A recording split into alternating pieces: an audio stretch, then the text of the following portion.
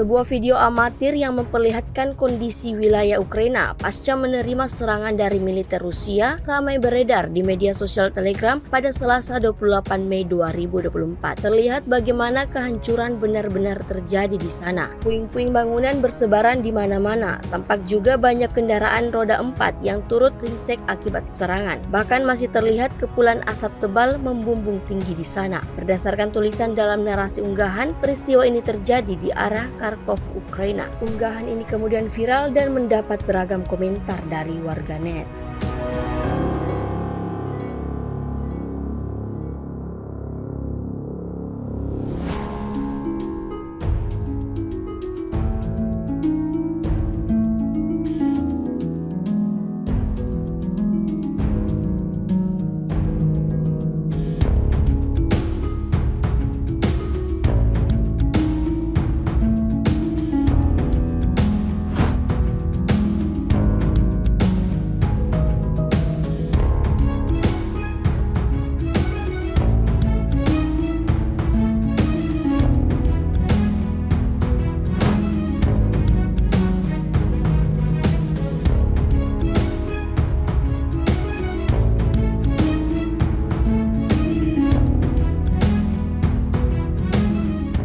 Download Tribun X sekarang, menghadirkan lokal menjadi Indonesia.